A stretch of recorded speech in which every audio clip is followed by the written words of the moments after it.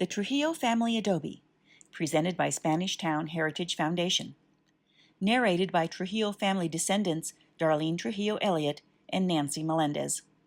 Let's journey back in time to Alta California, Mexico, 1842. This is what the North American map looked like in 1842. The green section is the United States.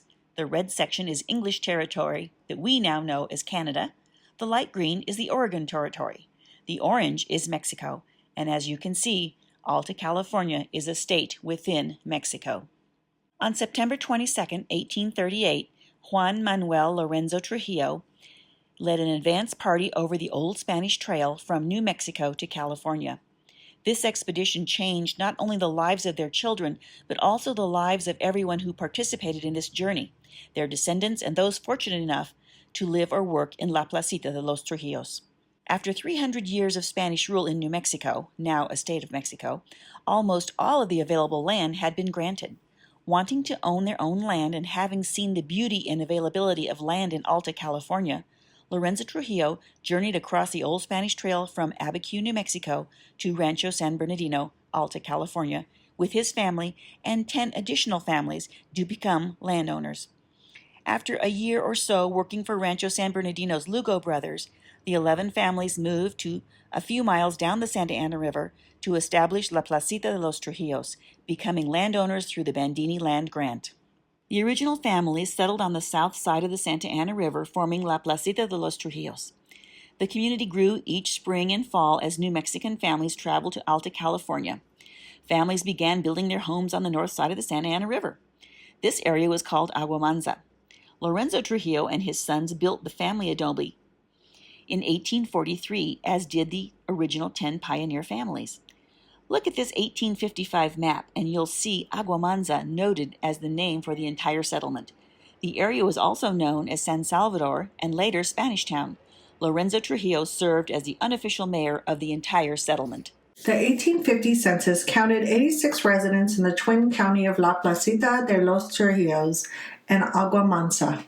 The community created many firsts in our region. The first ditches, canals to grow their crops of grain, vegetables, and fruit in 1843. The first church in La Placita and the entire area was built in 1852. It was named San Salvador de Jurupa by the Catholic Diocese of Monterrey. Unfortunately, the church collapsed upon completion and was immediately rebuilt in Aguamanza. A sketch of the church is in the lower left-hand corner. Education was also important to the New Mexican pioneers, as they taught the children of the community initially outdoors until a schoolhouse, escuela, was constructed. Early teachers were Manuel Perez, James Rowe, who was the founder of the Press Enterprise newspaper, and later Alice Rowan, the first African-American teacher certified in California. The Trujillo School District was created in 1875. Another first was the first cemetery in the area was created, called Aguamanza Cemetery. The Trujillo Adobe served as one of the first voting precincts in the area, and the twin communities of La Placita de los Trujillos and Aguamanza comprise one of the first supervisorial districts in the newly formed county of Riverside. Also, the Slover Mountain Mine was established. The Aguamanza Cemetery is designated California Historic Landmark number 121. The first burial occurred in 1852, and the last occurred 111 years later in 1963. In 1967, the cemetery became a branch of the San Bernardino County Museum after its acquisition by the San Bernardino County. The San Salvador de Jurupa Church was pastored by Father Amable Petome, who moved to La Placita, Aguamanza, from the Mission San Fernando in 1852. The bell you see in the church drawing on the right is on display at Las Campanas restaurant at the Mission Inn Hotel and played a major role in La Placita Aguamanza community's life. The flood of 1862 washed away the entire community, with only the church and the cemetery surviving. Was it pure luck that no one was lost? No. It was Father Petome ringing the church bell to alert the residents of La Placita Aguamanza to run to higher ground. That saved the lives of many. All had lost their homes, so the rebuilding began. The Trujillo family adobe was rebuilt by Lorenzo's sons, and the adobe remnants remain today as a county Riverside and city of Riverside landmark, as well as a California site of historic interest. Riverside was founded in 1870. The Riverside Land and Irrigation Company dug canals to provide water to the fledgling city. The canals followed the original ditches created by the La Placita pioneers. Arrangements were made with the new irrigation company of La Placita residents to share the Santa Ana River water source. In 1875, the Trujillo School was built. Prior to this, Placita students held class outdoor or in other buildings. The Trujillo school teacher, James Rowe, is pictured holding his son. Alice Rowan began teaching at the school in 1896. The Trujillo School was a one-room schoolhouse with no running water and no electricity. Alice did not speak Spanish, and the La Placita students did not speak English. Yet each communicated effectively. Alice Rowan was the daughter of a freed North Carolina slaves who had migrated to California. She attended the state normal school, now known as UCLA, and is thought to be the first certified African American teacher in California. She is pictured in the bottom left corner. This is a copy of Alice Rowan's contract with the Trujillo School District, showing she started teaching on September 14, 1896, would teach 8 months each year at $60 per month as her salary. Juan Trujillo Sr., grandson of Lorenzo Trujillo, built the Trujillo Cantina in 1890. It is pictured on the right, just about 1955. The cantina became the social center for the community with dances, parties, and special events. When Riverside County was carved out of the existing San Bernardino County, the new Riverside County line was drawn through the middle of the cantina. In the family photo on the left, taken in 1954, you can see the roof of the cantina, which was located about 100 yards in front of the Trujillo adobe. By 1900, La Placita Aguamanza, or Spanish Town residents as they were known, had been sharing with Riverside Land and Irrigating Company water for over 25 years. The irrigation company contended that the Spanish Town residents now needed to pay for water in a lawsuit. La Placita residents were billed $2,003 in gold coin.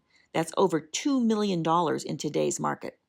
This community of humble residents were able to meet this judgment from residents' donations, pay the bill, and form the Trujillo Water Company, which remains on the books of Riverside Public Utilities to this day. The Trujillo family adobe was occupied by family members until 1957. That's 115 years. In 1906, Antonino Trujillo and his wife Eloise Espinosa Castillo Trujillo moved in with their 7 children. Eloise and 2 of the children are pictured in front of the adobe in the picture on the right. In 1913, the family outgrew the adobe and moved to Highgrove. Juan Trujillo, great-grandson of Lorenzo Trujillo, moved in with his wife Cesaria Peña Trujillo, who raised their family of 5 in the adobe and ultimately sold it in 1957. The picture on the bottom left shows the adobe with its ivy-covered porch in 1956. Salvador Alvarado grew up in La Placita and drew a turn-of-the-century map of the area as he remembered it in 1976. Families living in La Placita at the time were named Trujillo, Rubido, Atencio, Baca, Montijo, Woods, Castillo, Jensen, Alvarado, Buckland, Navarro, Varelas, Garcia, Pellicier, Espinosa, and Romo. On March 27, 1968, the Trujillo Adobe became Riverside County Landmark Number 009 and California Site of Historic Interest Number 75. 4 generations of Lorenzo Trujillo's descendants were on hand to celebrate. Additional signage is installed in 1971, noting the landmark status of the Trujillo Adobe. UCR student Joyce Vickery conducts research on the Trujillo family history, Trujillo Ditch, Trujillo Adobe, Trujillo's gold mine, and the Agua Manza as her thesis project. She hopes to publish a concise history of La Placita de los Trujillos. Community interest in La Placita history peaks as a result of Vickery's research. This generates donations of documents, artifacts, and family mementos that are ultimately curated as a Trujillo exhibit, which was displayed at the Riverside Museum in 1976. Defending Eden, Vickery's La Placita history is published in 1977. The book was available at the Riverside Museum. The Trujillo Adobe was sold to the Snyders in 1957, who in turn sold it to Joanne Dreesen in 1968. Joanne is a Trujillo descendant who had hoped to preserve the adobe. In this effort, the Dreesens donated the Trujillo Adobe to the Riverside County Parks in 1979. With the stipulation that the county preserve the adobe and build a park around it. The county received a grant from the National Endowment for Humanities in 1980, enabling an archaeological dig and the publication of a book entitled A Conversation with Aunt Olive, a Trujillo descendant sharing memories of her time in the adobe. Local school children attend A Conversation with Aunt Olive inside the Trujillo Adobe. The picture in the lower right-hand corner shows Aunt Olive Trujillo Vlahovic sharing with the children. Bruce Harley publishes the biography of Lorenzo Trujillo, noting his significant impact and importance in the founding and establishment of La Placita. Family members continue to advocate for the preservation of the adobe. As you can see by the photograph, the Trujillo adobe is disintegrating due to lack of maintenance and the elements. Family members Helen Mora, Anthony Ray, and Lenny Trujillo work with historical and genealogical organizations, Los Californianos, Old Spanish Trail Association, and the Southern California Hispanic Genealogical Society, to further promote the preservation of the Trujillo adobe. The La Placita descendant families gather on October 28, 2011, to install and dedicate a memorial marker on Lorenzo Trujillo's grave at Agua Manza Cemetery. San Bernardino Diocese Bishop Barnes is in attendance. Family members continue to advocate for the preservation of the Trujillo adobe at County Historical Society and the City Council meetings. 2013 sees 3 cousins, Suzanne Armas, Nancy Melendres, and Darlene Trujillo Elliott, who reconnected at the 2011 Agua Manza dedication ceremony. After this event, they came together to establish the Riverside Tamale Festival to reach out and share the story of Lorenzo Trujillo and the La Placita story with today's community.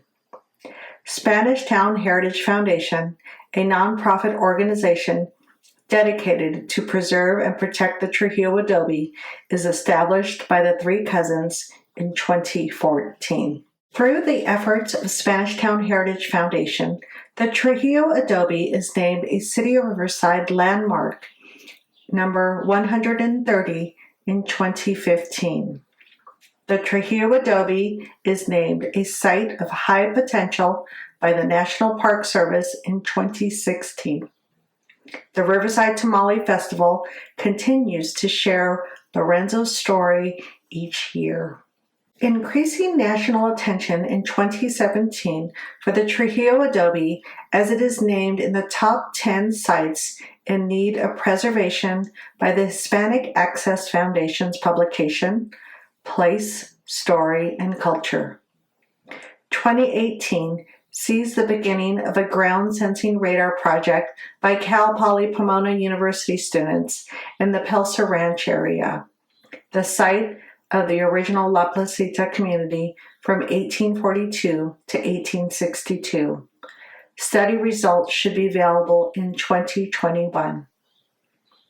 Riverside County Parks conducted a feasibility study on preservation and restoration possibilities for the Trujillo adobe.